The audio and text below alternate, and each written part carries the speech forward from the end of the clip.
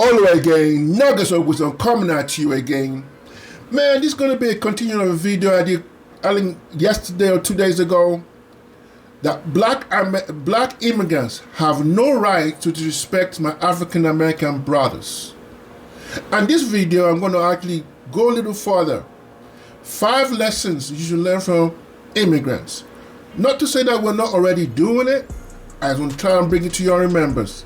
Let's talk about it.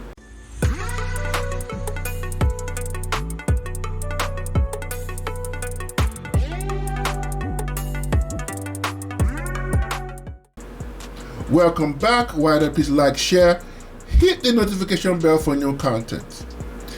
Brothers and sisters, I don't want to build the dead horse, but the more I want to get away from this situation on this topic, it seems it keeps on following me around. So I just need to come and break bread to you and share again what I came across. I think today I was sitting down and this came up my feed on TikTok, and I thought to myself, it seems that once somebody says something on the internet, it's like it takes a life of its own, and all we do is just continue repeating the same jargon or nonsense. So I'm not going to waste your time. Let's get into it. 1 second. You know, I was thinking something today, and I bet a lot of immigrants laugh at a lot of black Americans. So imagine this. Imagine you live in India, right? You move your family, it's you, your wife, and you've got 2 kids. You move your family over here and you have nothing once you get here. Or let's say you've got $3,000 to your family's name by the time you get here. By the way, you don't speak English very well at all. Very broken English, you can barely even understand it. Yet you apply for 200-300 jobs, find yourself a job, you start making money. From there, you're working your butt off and you're saving every penny while also hoping to take care of your family. Your wife is working as well, you both are taking care of the children, obviously. You work your butt off for 10 years, save up enough money, right? Then you start your own business. From this point, as your business started, struggled for the first year or 2, but you had a good savings, and now your business is starting to become profitable, you're starting to make money. Then you kick it into overdrive, you push the business even harder, and now you're making even more money. Now it's about time for your kids to go to college, so you've been saving up for their college fund, and now you look to start sending them to school. Your kids then go to school, they become doctors or lawyers, or surgeons. They graduate 2 years after college, after they're done with their schooling, they're now making 6 figures a year regularly. You then see people that were born here with every opportunity that you dreamed about having and moved your family across the world from, and they're busy blaming the fact that they're not successful on the things that happened 200-300 years ago to their grandparents, their great-great-great-grandparents, right? I don't understand how immigrants don't look at that and they're not like, oh God. I was thinking. You see what he said? What is the basis of success for somebody to be able to, for a African American who has dealt with different cars in their life to succeed? I'm not saying what he said, yes, there can be numbers and statistics that shows all these numbers, but what's the underlying factor?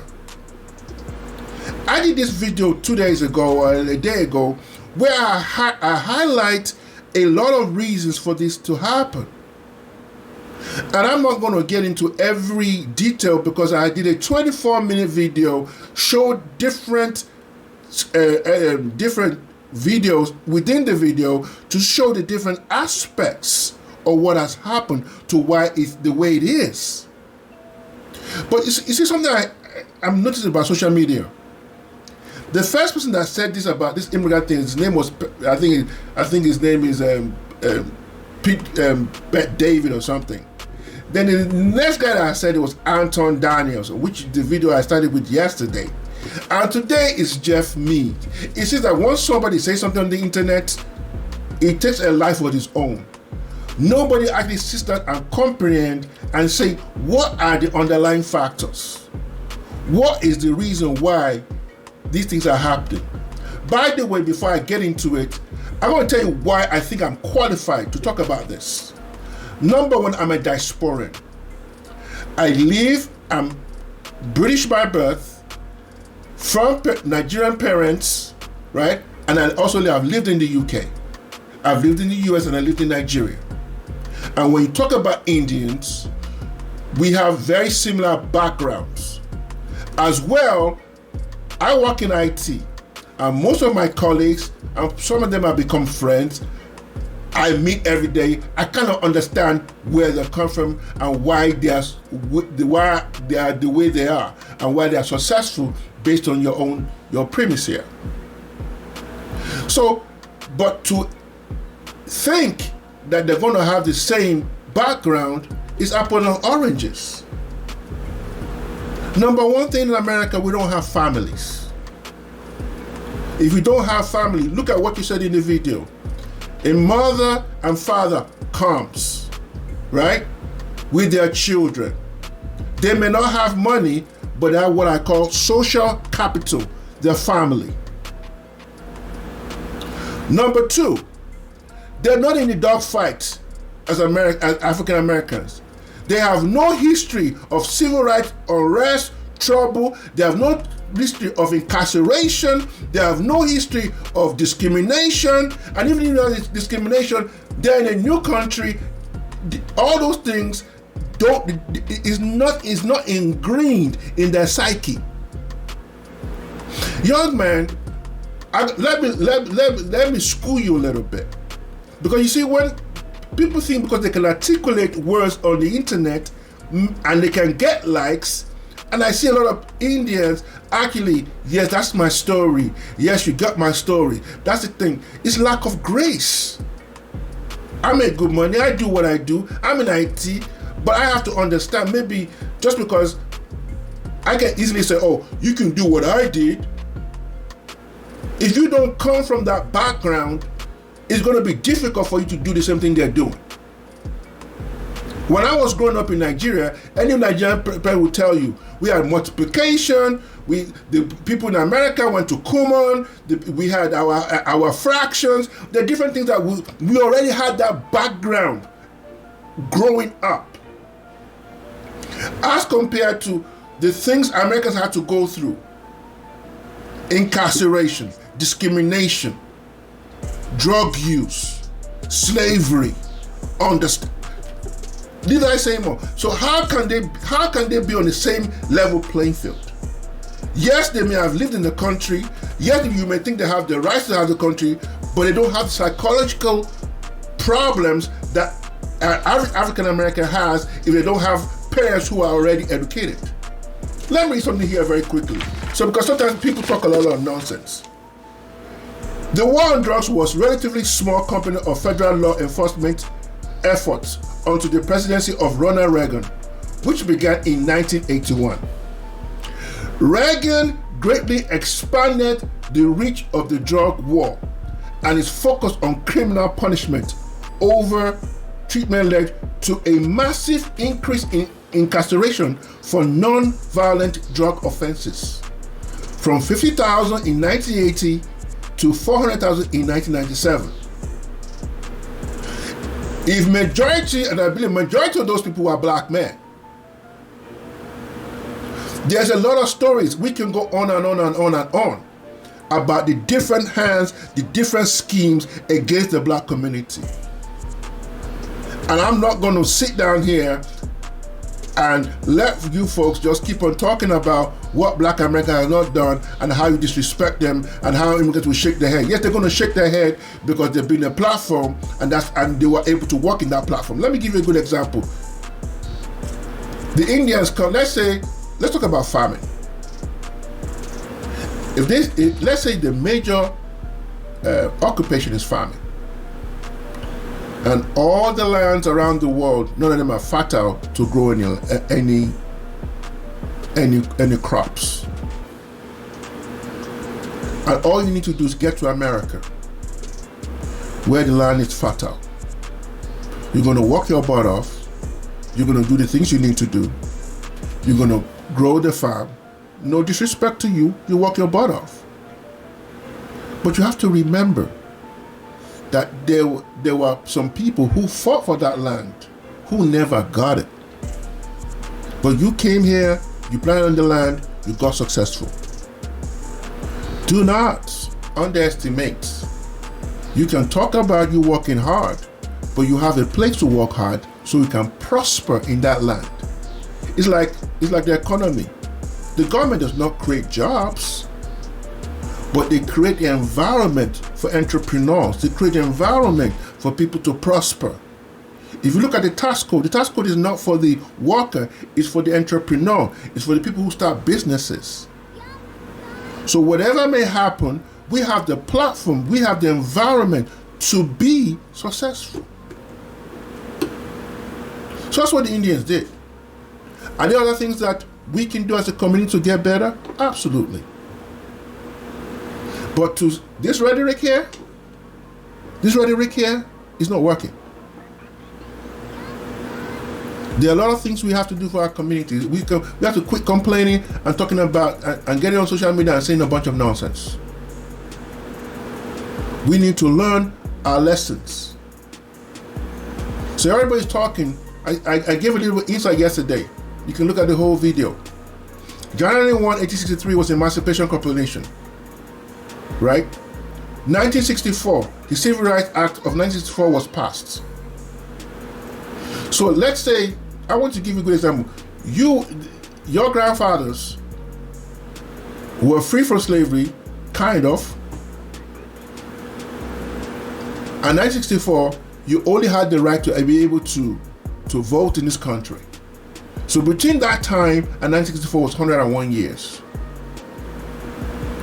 Then your parents came along. Then there are other factors that I don't want to get into right now because we can go on and on and on.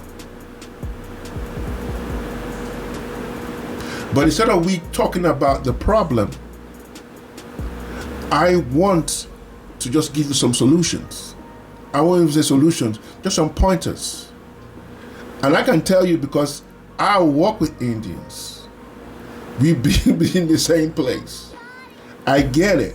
In UK, when I went to school, majority of the guys I went to school with my CIS class were Indians. So I can tell you what actually happens and how they work. But what they do is not extraordinary. It's not.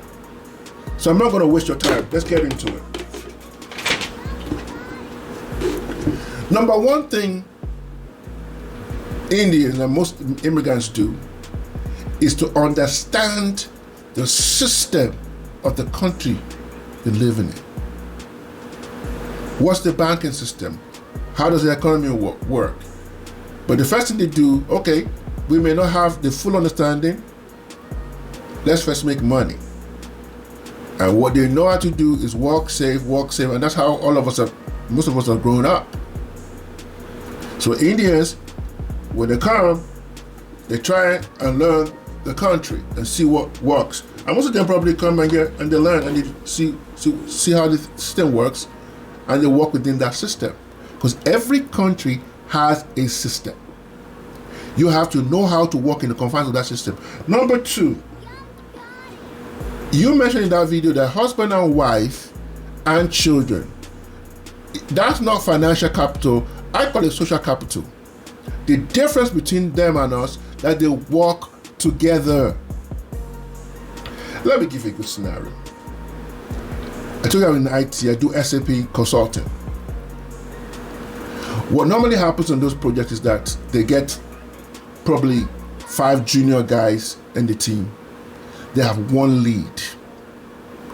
During that time, they put those 5 guys, they will be training. He's going to be being the customer facing guy, and they'll be training each other. So they build that project for like 3 times, but maybe they do a couple of projects. Then the next project, one of them who are competent, who have learned more, go to the next project. While this lead guy is at the back end coaching. What they have, and which black people had in Black Wall Street. Black people worked together in 1921. They did all these things together, had businesses, had Greenwood, but I was burnt down, which I always tell you, that, so all the things that are happening, it doesn't mean black people have not tried to do it. So when people talk this way, it annoys me a little bit. So what they have done is work together. So to continue my story, so by the time they do multiple projects, all the guys on the team has been trained. Most of these guys now can go on, create their own team, and they perpetuate and they grow from there. Working together. So if you're a husband and wife, you see the problem with a husband and wife, and the problem we're having is all these labels we have on social media. Somebody's a simp, 50-50, who's going to pay the bills, who's the man. While we are actually fighting against all this nonsense that we're fighting against each other, these Indians will come in, the husband and wife will work together, they'll clean the clock.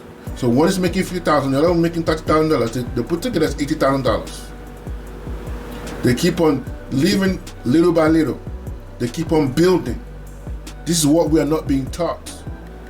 But you can't also blame us. We're also being social engineered that, okay, we want everything straight away.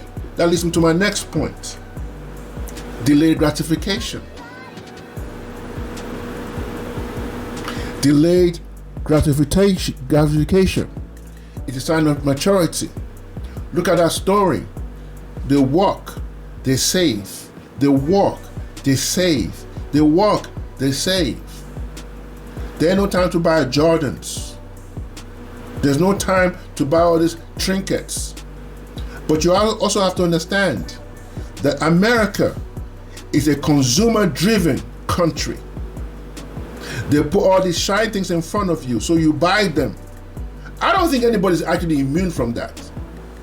But these guys came in, they have a mission. And I've seen this before. Anybody can do what what I just mentioned. Delay gratification for 6 months. Do it for a year.